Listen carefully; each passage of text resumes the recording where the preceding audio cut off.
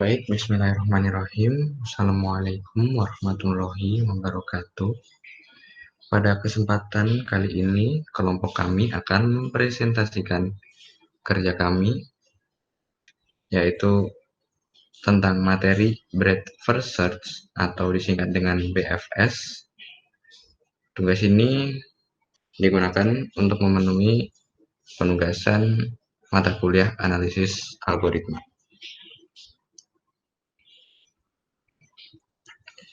Baik, kelompok kami beranggotakan 5 orang. Dengan rincian, saya sendiri adalah Adrian Dwi Adinata dengan NIM 1910511038. Yang kedua, Muhammad Hafian Fadil Riestia dengan NIM 1910511064. Yang ketiga, Bagas Prabaswara Wira dengan NIM 1910511124. Yang keempat, ada Rafid Amar Adinegoro dengan NIM 1910511076. Dan yang terakhir ada Ahmad Cesar Balbo dengan NIM 1910511123. Baik, langsung saja kita pada materinya. Di sini saya akan menjelaskan pertama-tama yaitu definisi BFS. BFS atau Breadth First Search merupakan salah satu algoritma pencarian pada graf. BFS melakukan pencarian secara melebar. BFS mengunjungi simpul secara pre-order, yaitu mengunjungi suatu simpul, kemudian mengunjungi semua simpul yang bertetangga dengan simpul tersebut. Misalkan pada contoh di gambar, yaitu ada simpul S, yaitu simpul akar atau bisa disebut dengan node awal, node akar. Dia akan diproses lalu dimasukkan ke dalam queue, kemudian dia akan mengunjungi simpul yang bertetangga dengan simpul S, yaitu ada simpul A dan simpul B. Begitu juga dengan seterusnya. Setelah kita mengunjungi simpul A, maka BFS akan mengunjungi simpul C dan simpul D. Setelah kita mengunjungi simpul B, maka BFS akan mengunjungi simpul E dan simpul F. Dan yang terakhir, saat kita mengunjungi simpul E, BFS akan mengunjungi simpul H dan simpul G. Algoritma BFS ini menggunakan graf sebagai media representasi persoalan. BFS ini diadopsi oleh algoritma prim pada masalah minimum spanning tree.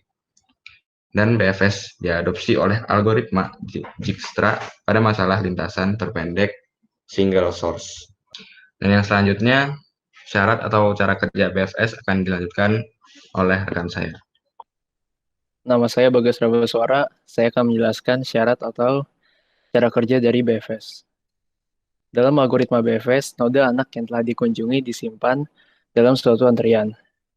Untuk memperjelas cara kerja algoritma BFS ini, beserta antrian yang digunakannya, berikut langkah-langkah algoritma dari BFS.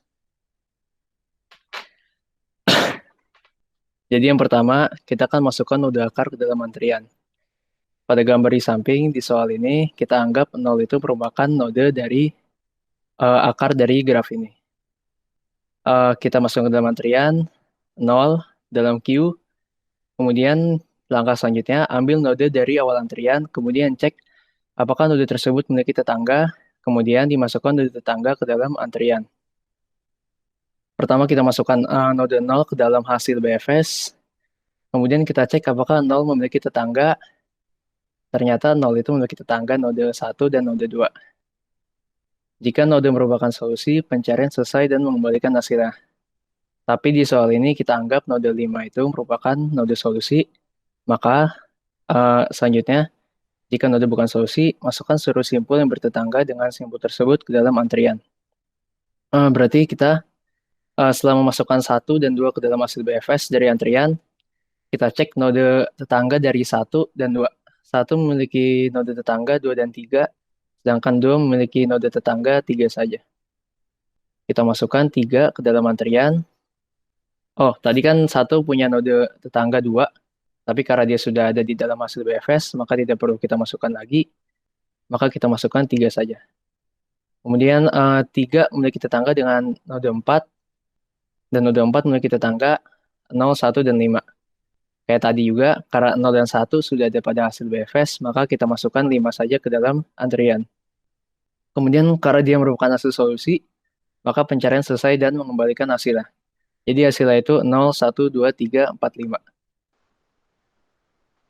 Ya, saya Ahmad Cesar Balbo. Saya akan memberikan contoh penerapannya.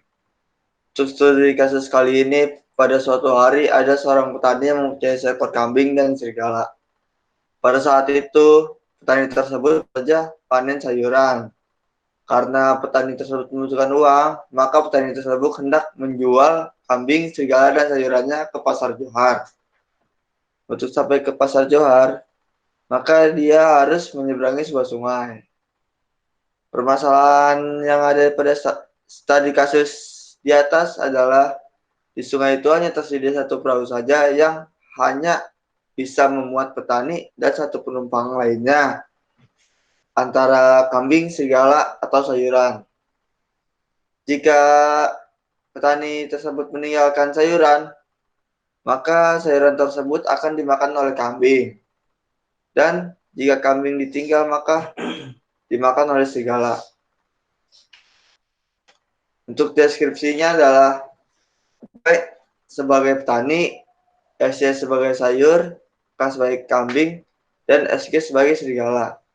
Untuk ruang keadaan studi kasus di atas, untuk daerah asal dan daerah seberang digambarkan pada note di bawah.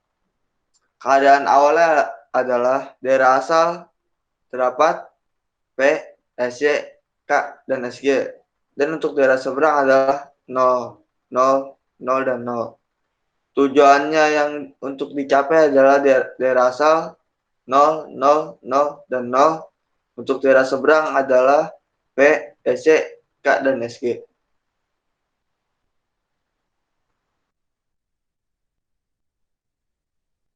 Nama saya Rafid Amar Adinegoro. Saya akan menjelaskan metode penyelesaian BFS tentang studi kasus yang tadi, tentang petani, kambing, serigala, dan sayuran. Jadi yang pertama itu dari eh, cara kerja BFS adalah masukkan simpul akar ke dalam antrian Q. Jika simpul akar sama dengan antrian Q, jika simpul akar sama dengan solusi atau tujuan node, maka stop. Di sini simpul solusi yaitu ketika keempat dari variabel itu sudah berada di seberang sungai.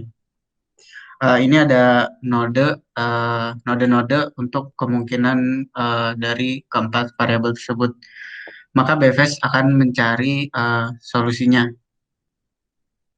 Lalu yang kedua, jika Q kosong tidak ada solusi atau stop. Artinya jika dari node itu tidak mempunyai anak, maka stop, tidak akan turun ke bawah lagi. Lalu yang ketiga, ambil simpul V dari kepala atau head antrian, bangkitkan semua anak-anaknya. Jika V tidak mempunyai anak lagi, kembali ke langkah 2, yaitu yang tidak ada solusi, terus stop. Terus lalu tempatkan semua anak dari V di belakang antrian.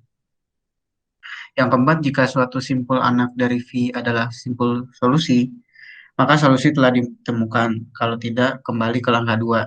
Jadi ketika dia kembali ke langkah 2, maka akan melihat anak-anaknya lagi, dan jika anaknya itu adalah solusi, maka ditemukan solusinya. Jika tidak, akan kembali ke sebelumnya, dan node sebelumnya itu akan melihat anak-anaknya lagi.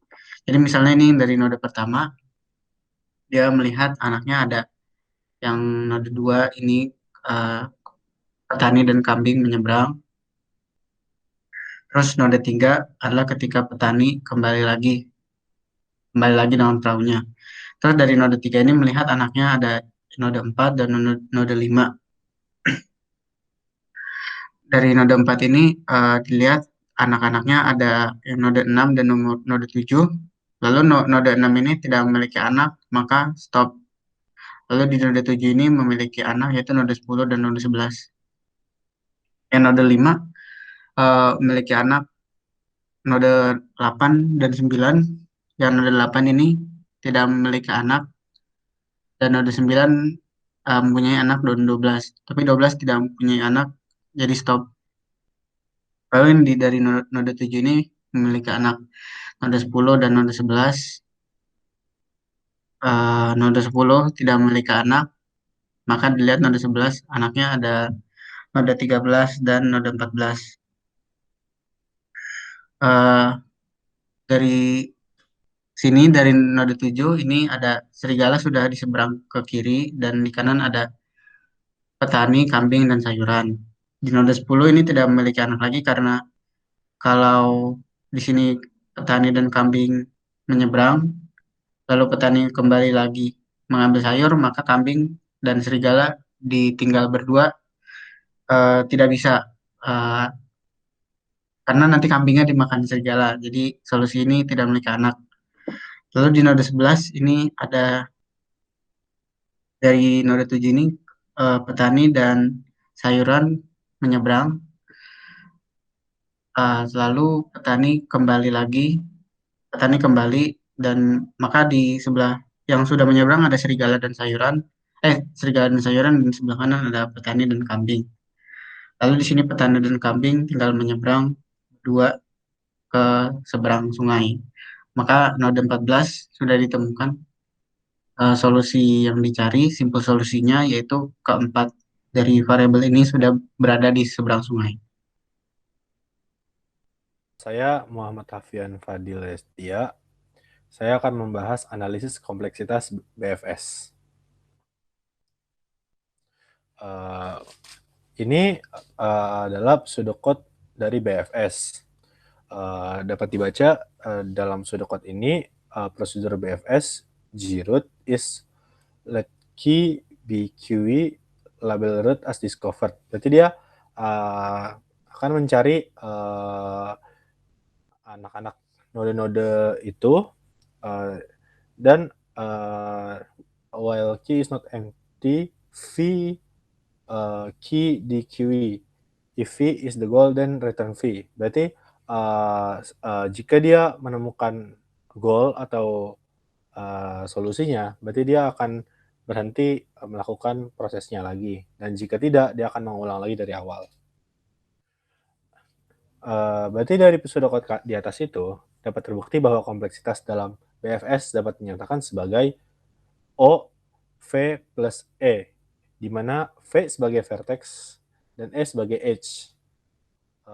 Dalam worst case-nya, BFS akan mempertimbangkan seluruh jalur dan semua node, sehingga untuk semua node maka nilai kompleksitasnya akan berbeda, di mana seluruh edge dan vertex itu akan dihitung dan dinyatakan sebagai 1 plus B pangkat 2 plus B pangkat 3 plus sampai B pangkat D, di mana 1 ini itu adalah B pangkat 0, B itu adalah B pangkat 1, B pangkat plus B pangkat 2, ini untuk setiap node yang dilewati dia, atau bisa disederhanakan menjadi O B pangkat D plus 1 yang akan bertambah terus-menerus.